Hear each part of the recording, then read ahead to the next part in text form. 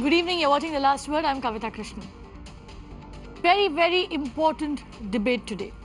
127 of the 620 airplanes that fly India's domestic routes are powered by faulty engines. I'm speaking of the A320 Neos, which are powered by engines made by Pratt and Whitney.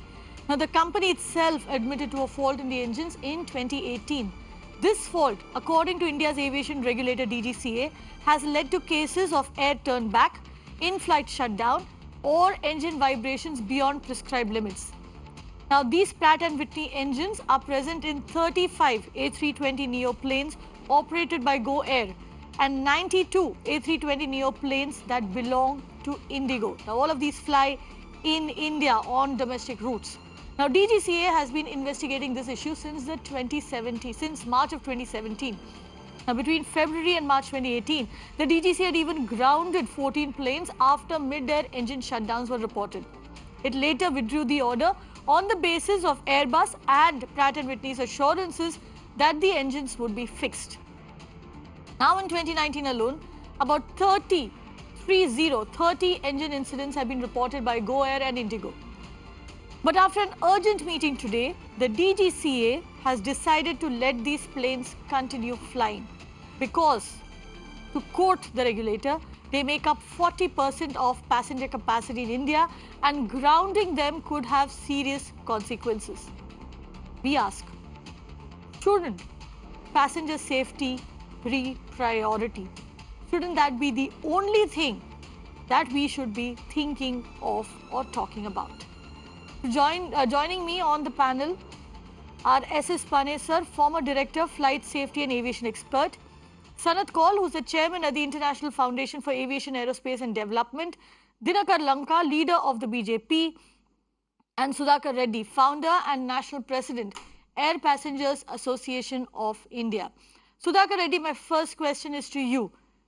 When you are told that of the 620 planes that take to the skies in India, 127 are flying on faulty engines, as a passenger, does that make you worried?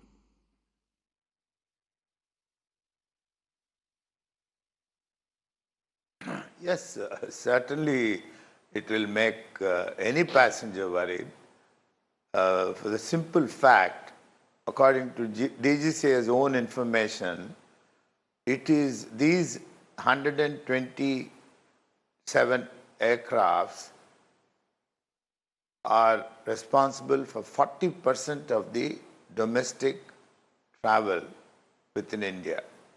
Now, which means they are only concerned with the percentage of people that are traveling in these aircrafts, but they are not concerned as to how many of these aircrafts have faulty engines, have they been rectified, when they have been rectified, is there any guarantee from the manufacturers of both the Airbus and Pratt & Whitney that they have rectified all these glitches over the time? I don't think so, because we are really in great danger as far as flying by these aircrafts within the country is concerned. Right, and in fact, let us try and understand what exactly is the problem here. S.S. Pandey sir, we will not be able to understand, most of us may not be able to follow the technical details. But tell us what is exactly happening. What is the fault in these engines and why are aviation regulators around the world in fact looking at Pratt & Whitney engines that power the A320 Neo?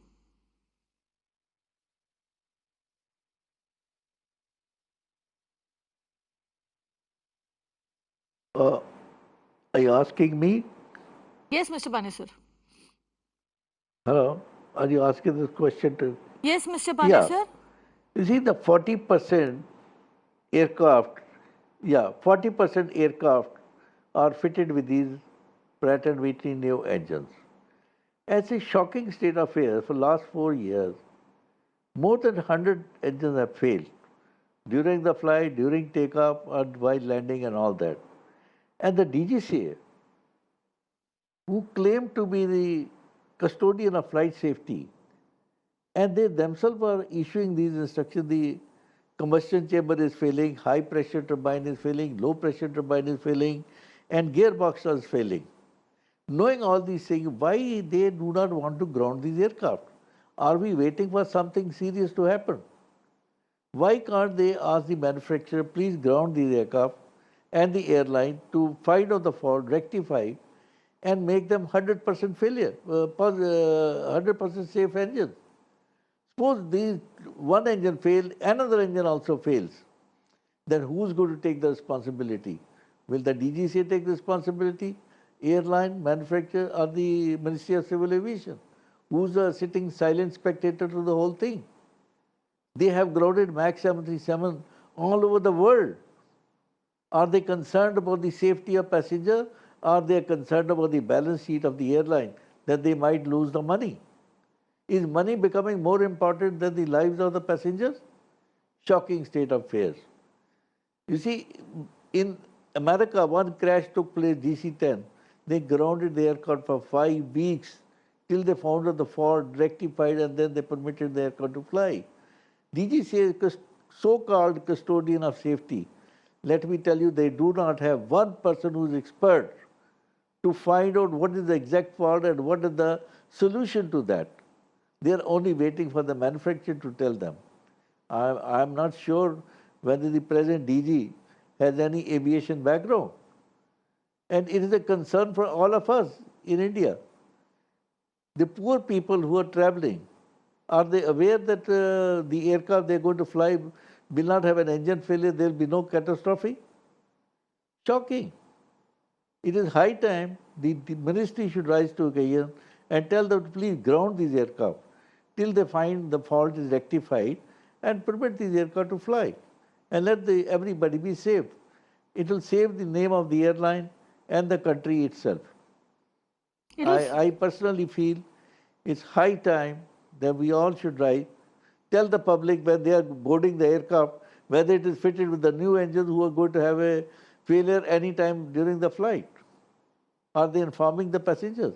Or they should insure them for crores of rupees so that they can enjoy in case of a crash and all that. Very sorry.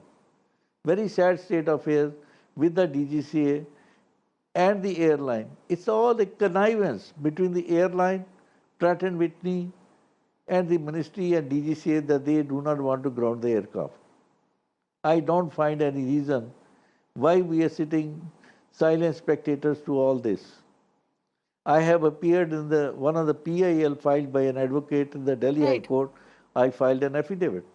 I did tell the Honorable Court that this is a serious situation and nobody can escape responsibility in case of a mishap. This is my opinion. Right. In fact, let me bring your attention, let me draw your attention to something that the DGCA said. Now, in the statement, the DGCA very clearly said that if it doesn't want to indulge in any knee-jerk reaction like completely grounding these planes, completely grounding these flights, because that would have serious consequences considering that 40% of India's passenger traffic, 40% of the domestic capacity is on these planes. Now, Sanat Kaul, if you could tell us what are these disastrous consequences that the DGC is so worried about? What is it that they're trying to tell us through this statement? Because to be fair, I found it extremely difficult to understand. Well, let's put it this differently. DGCA is the safety safety regulator of India, and for him safety should be the first priority. If you recall, A320s when they came, when Prime Minister was VP Singh, they were grounded for 1 year because the fly-by-wire new technology could not be, was not known to the pilots, and one aircraft crashed. Similarly, MAX for 737 Boeing MAX, two of them have crashed, not because the technology is not good, but it has not been tested. The pilots did not know how to use them, and there are some issues with it which have to be corrected. Now we are coming to the present case. I think we are in a similar situation, and DGCA should look to safety first and then to the operating passengers' difficulties. There will be serious issues, but I also feel, like the others are saying, that there is a need to have a much stricter view of what is happening just now, and not just say that, listen, 40% of the passengers are going to be impacted. No, no. If we have a Sanat crash call. after that, Sanat then it will call. be much worse. Sanat call. I'm So, sorry to yeah, so sorry to butt in. yes. What are the serious issues? Is Yes. it that Yeah. the number of aircraft, the fleet will drastically reduce? Is it that there'll be lesser seats? Is it that eventually it that's will it, that's lead it. to higher airfares, which we are anyway seeing? Yeah, I think this is what he's considering. That is how I can look at it. Otherwise, there is no particular rationale behind saying that let it fly. At the same time, these are very high technology issues, and as the previous speaker said, the DGCA India is really does not have the competence to look into it. There is a need for reviewing the functions of DGCA and reinforcing it. In fact, there was a full report on converting DGCA into a civil aviation authority with much more powers and much more independence and much more technical skills. It has not been implemented. It was prepared by ICAO at our request. So now coming back to the present case, aviation today is the safest form of travel. However, these new technologies are giving trouble and action has to be taken. It is not it is a difficult choice, but safety becomes a very important issue, and therefore it is necessary at this stage to look at safety first and then talk about inconvenience to passengers. Dinakar Lanka, if I could bring you in over here, I would rather Therefore, pay. Yeah, Dinakar Lanka, I would rather pay a higher fare for a ticket or not take the flight at all, rather than sit on a flight that is deemed unsafe. Dinakar Lanka, while I'm not an expert over here, but people are worried. Shouldn't we just ground these planes and till the matter is solved? As far as the union government is concerned, security of the passengers are much concerned than the 40% operating capacity of the existing.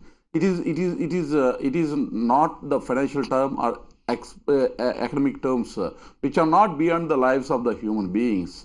The passenger safety and security is the primary, and keeping in view of those facts, Civil Aviation Ministry has given order to the DGCA so as to review the operation capabilities of these aircrafts. So that's why on 28th August, the review of the performance of the aircrafts was carried out.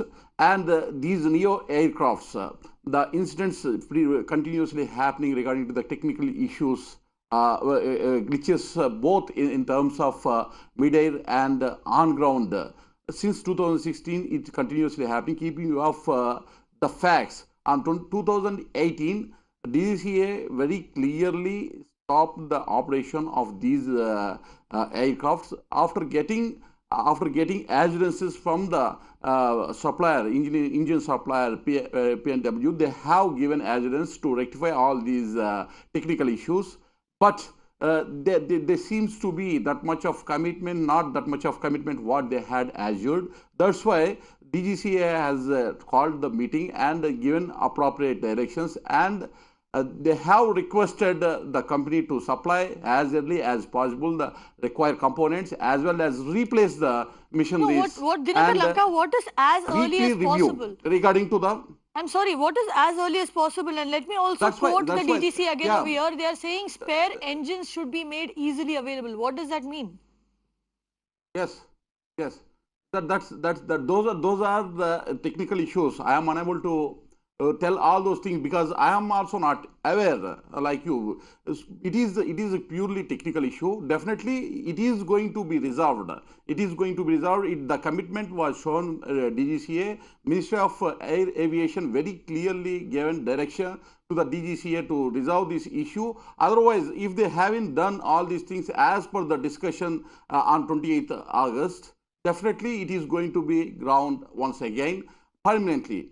And weekly review also kept as a primary thing for inspection of the operation capabilities of the mission, as well as technical and qualitative technical personnel is important, as we understood that to be how it should be get inducted in Dinakar Lanka, wait, DGCA. It is one let me important bring in. thing which is seriously thinking the government Right, of right. India. Dinakar Lanka, I'm also joined by Parvez Damania. He's the former director of Kingfisher, and Parvez Damania, in fact, had written to the DGCA about these engines, the Pratt and Whitney engines that we're speaking of. The Parvez Damania, does that answer satisfy you? That they've been given time, one more time, and if they do not, I have returned to. right. No, I have written innumerable letters to DGCA, to Indigo. I have received very, very, very poor response. And I am telling you something, this is on record, you can look it up. Pratt and Whitney is paying crores and hundreds of crores rupees as compensation to Indigo. So one side they are taking compensation from Pratt and Whitney for the poor engines. Other side they're keeping on flying the engines, flying the aircrafts. I'm asking you, so many aircrafts have failed on takeoff, on landing, mid-air. God forbid, at just one time, suppose the second engine fails, what are we going to do? Can you imagine the kind of casualty there will be? Can you imagine the kind of risk we are facing? I agree it will inconvenience the passengers if a certain number of aircrafts are grounded. But are we looking at commercial importance of private airlines, high priority over safety? I'll tell you something, in the past, if you go, the entire fleet of Airbus 320, when it came during Rajiv Gandhi's time, was grounded because the government was not sure if it was safe. Air India suffered huge amount of losses, which still continued for years, but the government grounded the entire fleet for a year. There was a problem in one of the Westland helicopters, if I'm not mistaken, the Pawanson's fleet of those helicopters was grounded. Some time ago, Air India 777, I think, had a battery problem, that fleet was grounded. If government can ground their own fleet, their own helicopters, why are private airlines allowed to get away with it? Because they have huge amount of influence and huge amount of clout, and they can get away with anything. Meetings have been called. This is going on since 2016.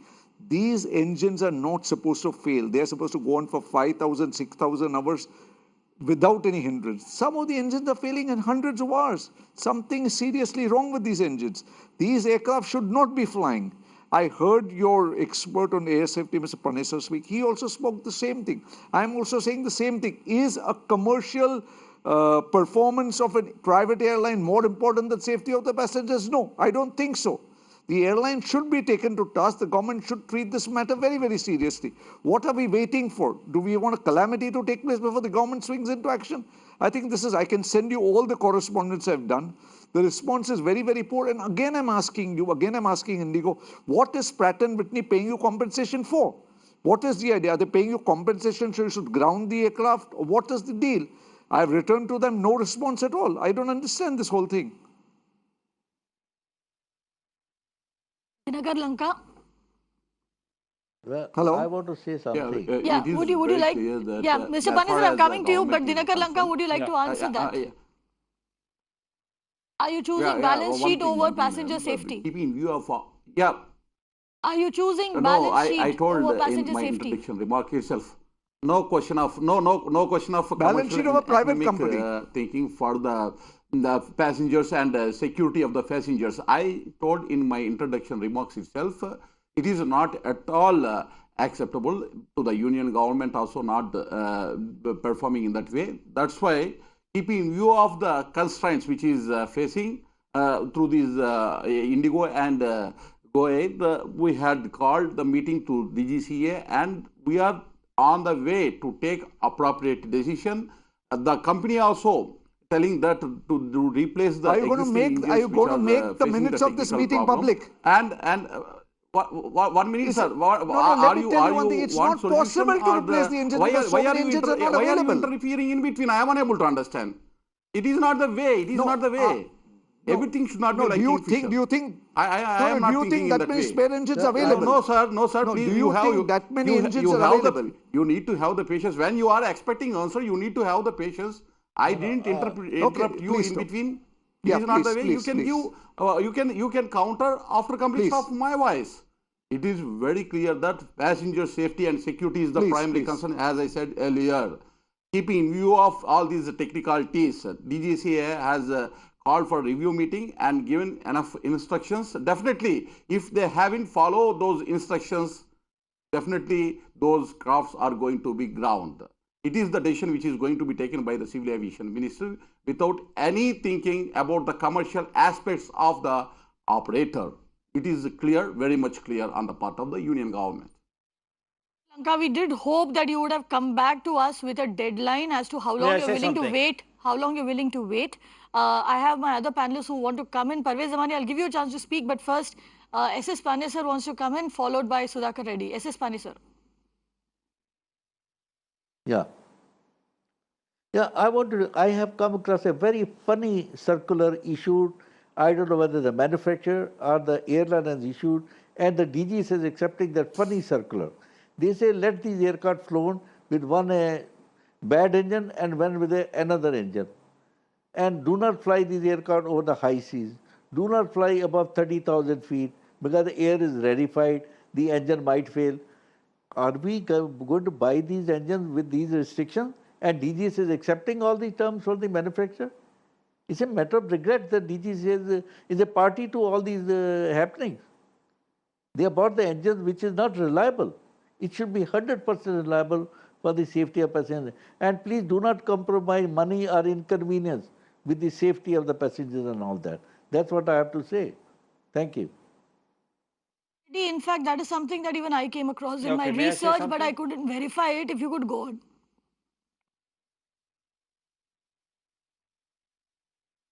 May I say something? Hello. It's a very funny thing that DGCA and Ministry are sitting quiet on the whole issue.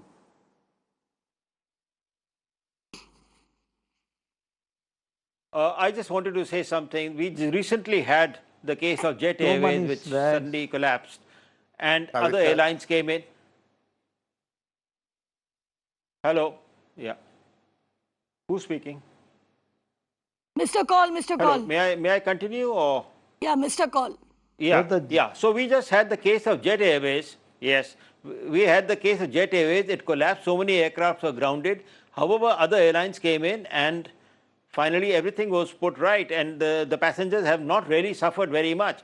In the same way, if you ground these particular aircraft today with these Pratt & Whitney engines, there are other aircrafts, there are wet leases available, there are ways of making up, and therefore the passenger inconvenience can be reduced substantially even if it is there for some time.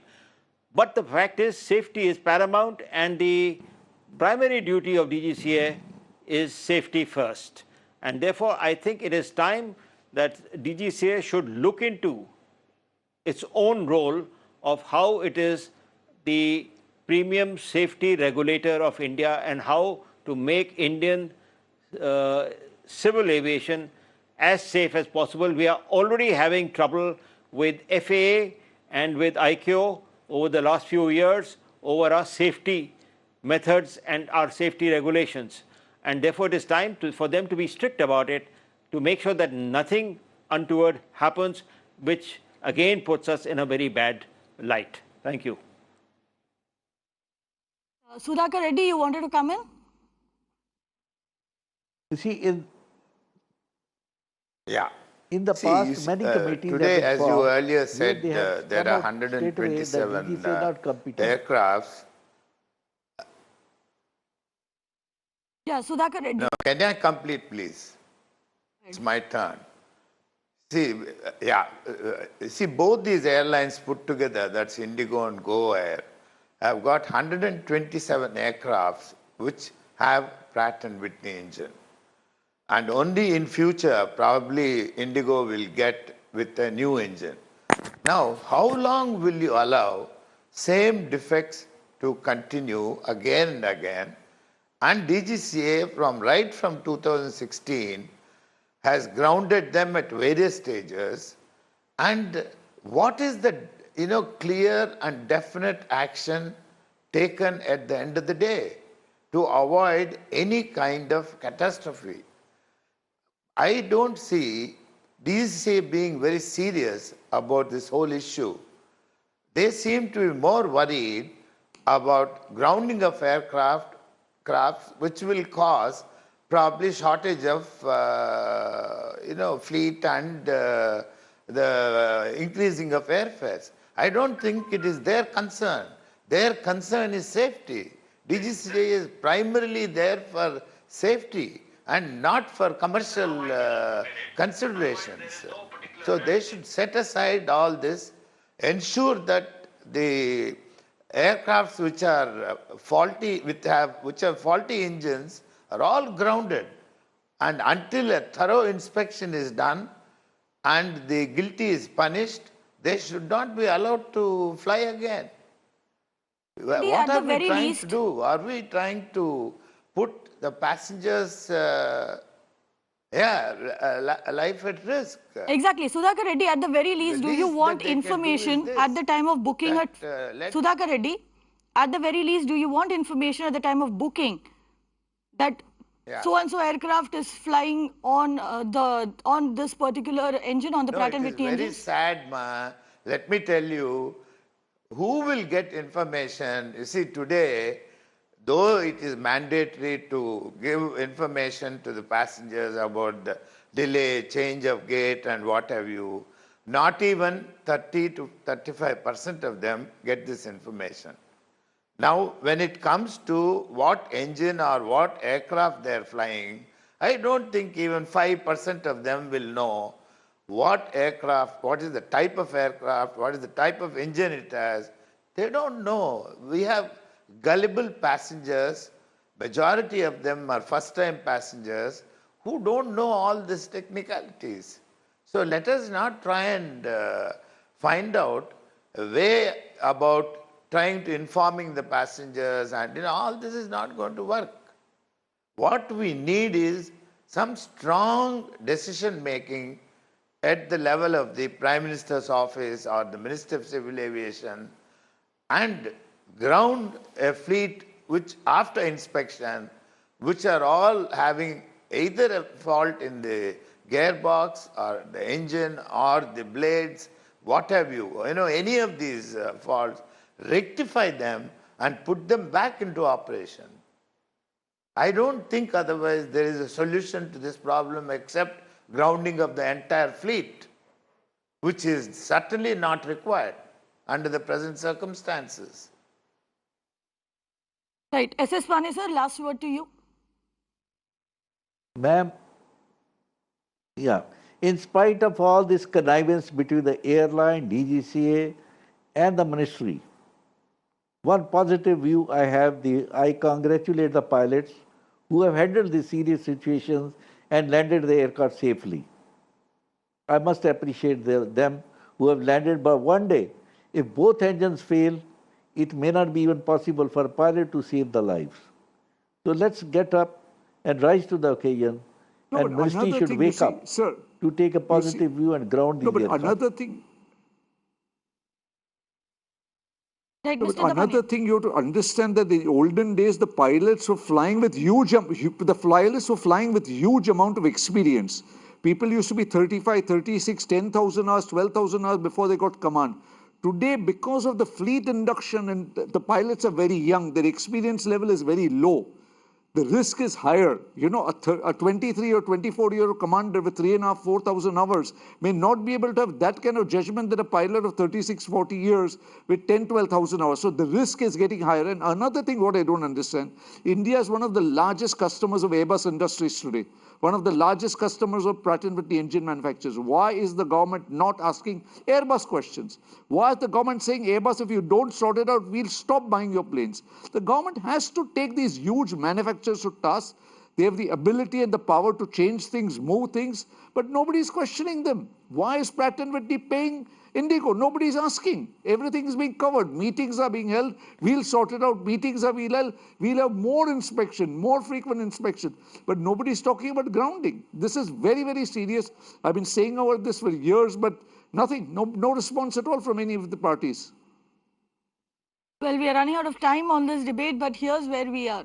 The DGCA is in place for our safety, for your safety, for my safety, for the passenger safety.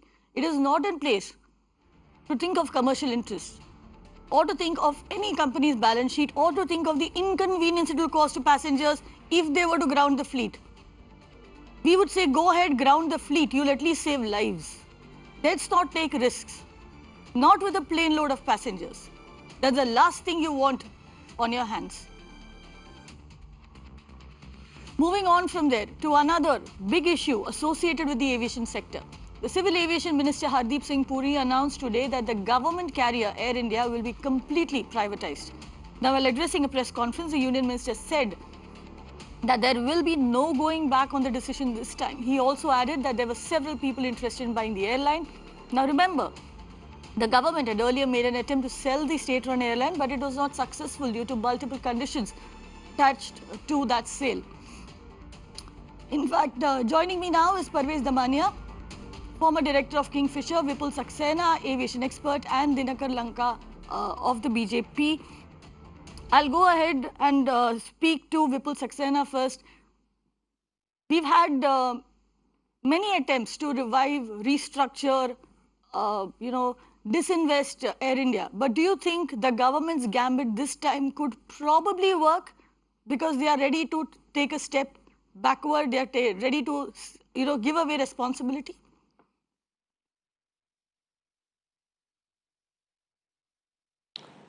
The last time when this proposal was floated to disinvest 74% stake of Air India, it was quite a complicated issue, which probably made the bidders,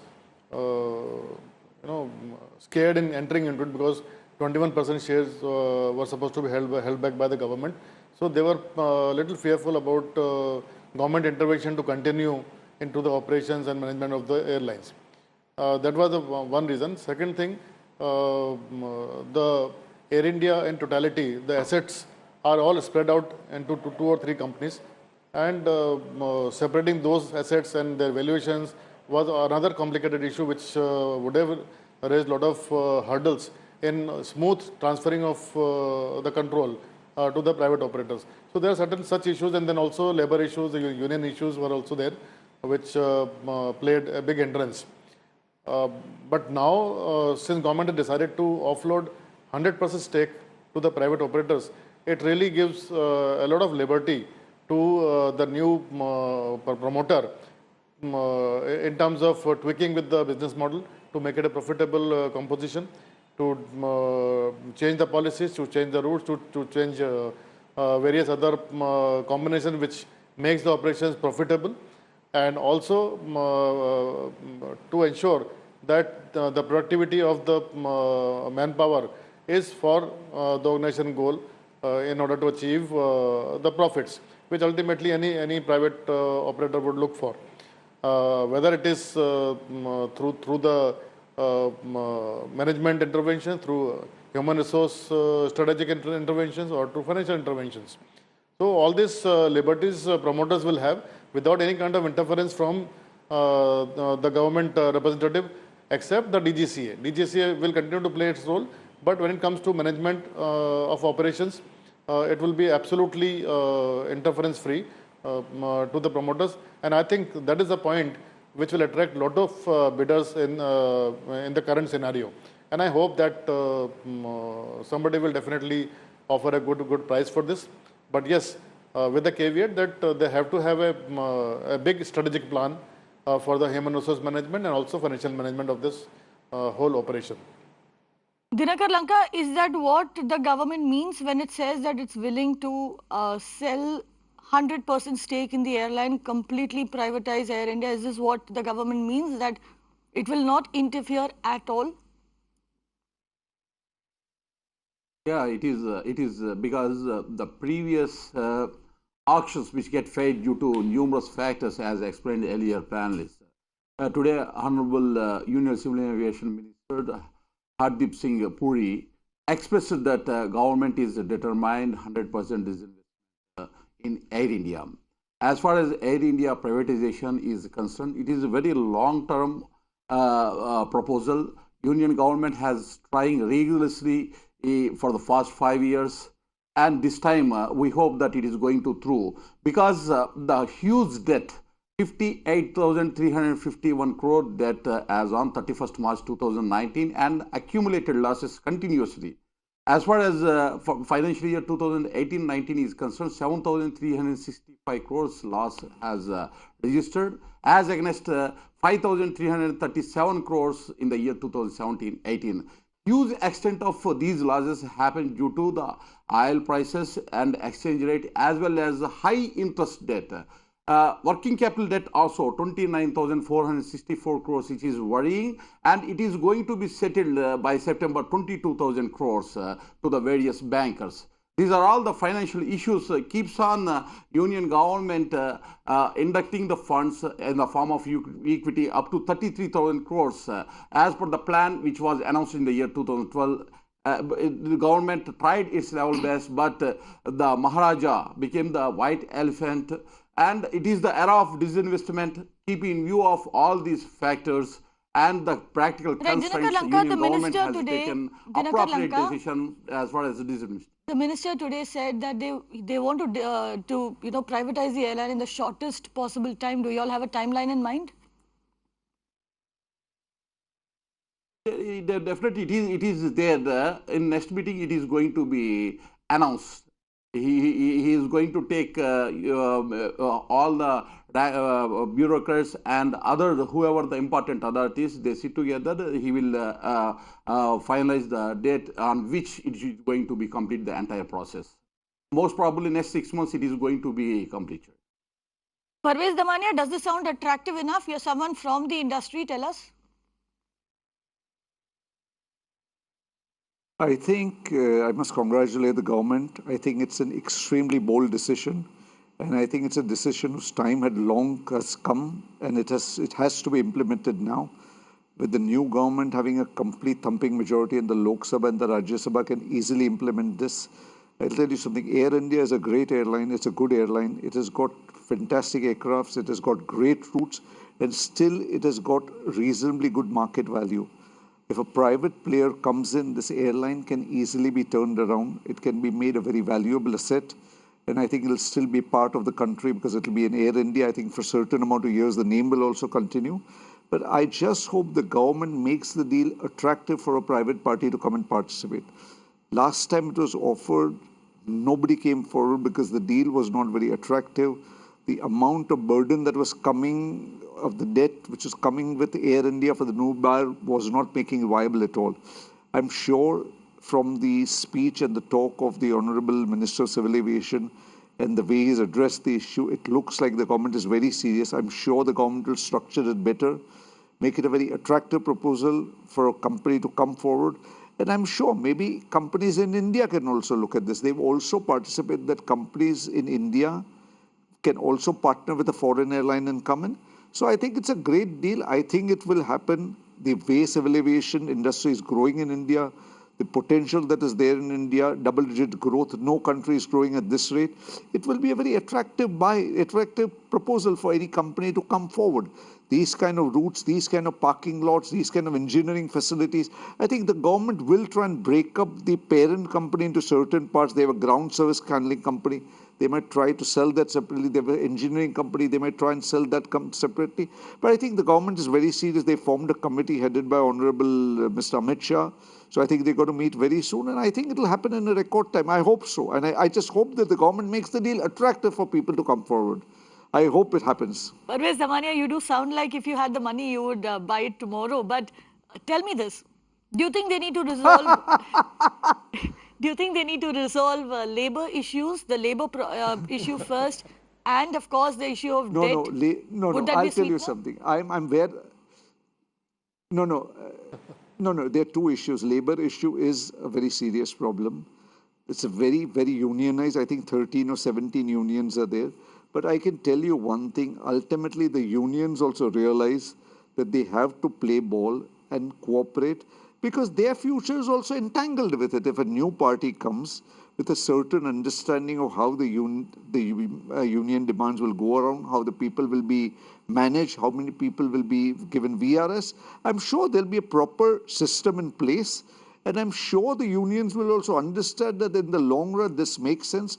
Already, I read that the government has stopped any new promotions and advancement, which makes sense. I think the unions will come around. No, the debt, See, that it's is what I completely also in the hands of the emphasized. government. How much debt the government is willing to write off, and how much the government wants the debt to take over the new company. So I think the debt issue is in completely hands of the government. The new company, I'm sure private companies are managed and they will manage. They'll be more, they're more tuned to handling unions and these kind of problems. I'm sure they'll manage it, whoever comes forward. In fact, Vipul Saxena, is that something that we should ask of the government to write off the debt? Because at the end of the day, it is taxpayers' money that you're writing off.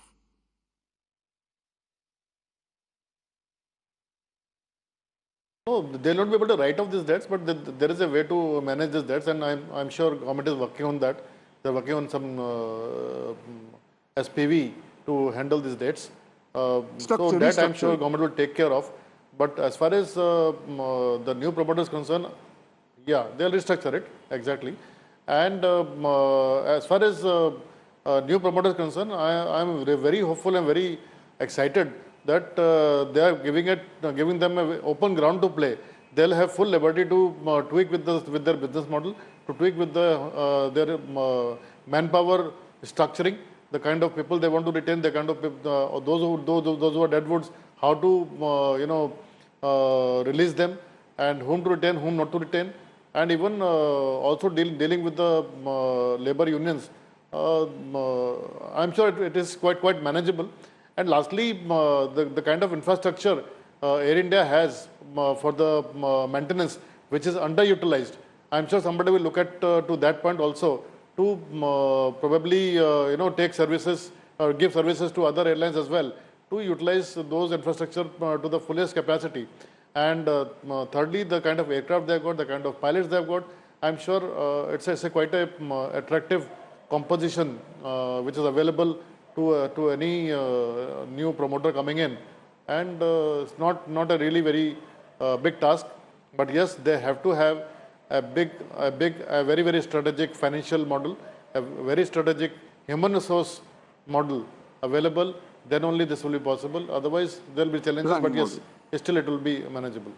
Right. Parvez Zamani, of course, in many ways, it is an audacious gamble for Air India, for the government. And if it does get privatized, it will be a big fillip to the government's efforts at divestment. But tell me this. For the airline industry, yes, I think it's for any investor who comes in or anybody who wants to come in and buy out the airline, is it sort of a a zero-sum game, a go big or go home kind of gamble? No, see, nobody small is going to bid for a project like this. It'll be some big concern or a big international airline with a tie-up with somebody in India. But I'll tell you something, with Jet Air going out of the game, there's a huge void still there. In the international market, there are still lot of routes that are still there. See, with Jet Air going out of the game, this deal of Air India becomes even more attractive because the huge demand on Bombay-London sector, Bombay-Dubai sector. So I think a new player, see, with the new player will absolutely decide what kind of routes he wants to do, where he wants to cut, See, I'll tell you something, even right now, without even going through the numbers, one of the major problems of Air India must be their fleet utilization must be very poor. The number of hours each aircraft doing must be very poor. That itself will change the game. If the aircraft on average utilization of Air India, according to me, is about 4.5 hours, the minute 4.5 hours is made to 12 hours, you almost treat the fleet becomes 3 times the size without even getting more aircrafts. Today, the fleet utilization of Indigo and all must be one of the best in the world, I can tell you. They must be doing about 12, 13 hours a day on each aircraft. The minute the fleet utilization of Air India increases, and I will tell you something, according to me, I think the labor, seeing their livelihood in the long run, will participate. Today, if the labor doesn't cooperate, they make it very difficult for the new buyer. The new buyer doesn't come in and the company closes down, they'll all lose their jobs for good. Here, at least, the new company will have a plan. See, the new company will come with their eyes and ears open. They will know what are the issues for the manpower, how it's to be handled. They will have a game plan in play, and then only they will get into it. So I don't think we really need to worry. The only people who will feel bad is the government people who are using the airline as their own. They will lose out on all these perks, but I think in the long run it will be great for the country. And it'll be today Air India loses about 15 crore rupees a day. The government can utilize that money in so many other places, in education, infrastructure. There are hundreds of other places where the government can utilize this, and India will still have an airline. We'll still have a great airline. We'll still have Air India, but it'll just run by a private company. Precisely. In fact, Vipul Saxena, Parvez Zamania spoke of utilization of airline capacity. Now, we know that jet is out of the game in many ways. We've seen a reduction in the number of seats in the Indian domestic sector, in the Indian market. How will a resurgent Air India actually impact airfares? Because that is what the passenger at the end of the day is concerned about.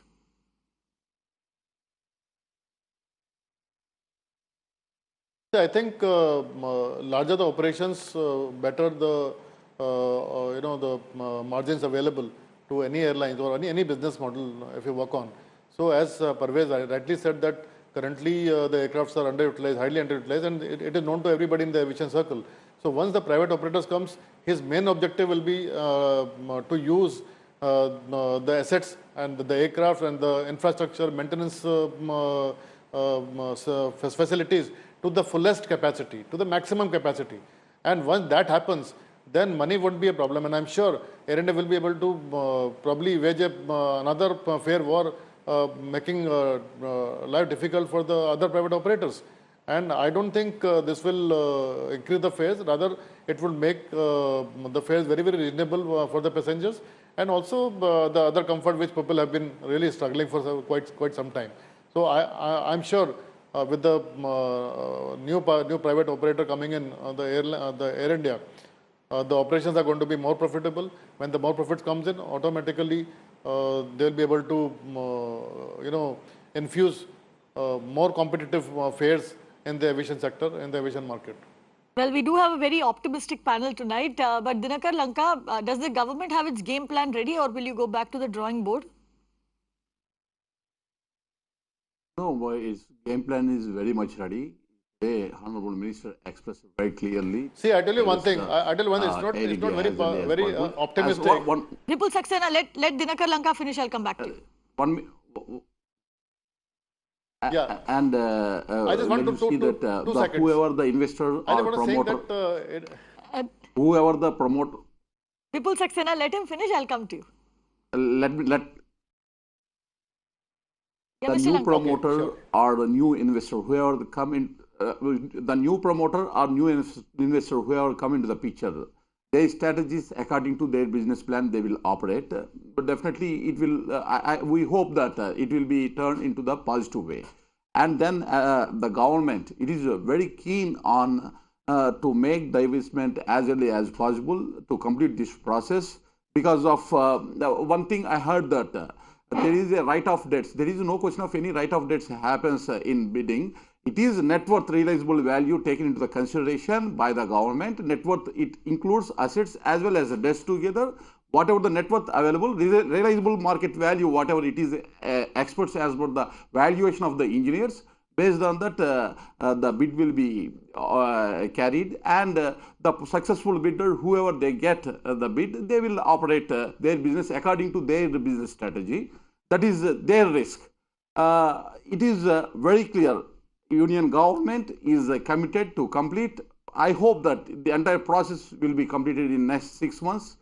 Being past well, we certainly hope so, and we're running out of time. Dinakar Lanka, I'm sorry, we're running out of time. 2 seconds to you, Vipul Saxena.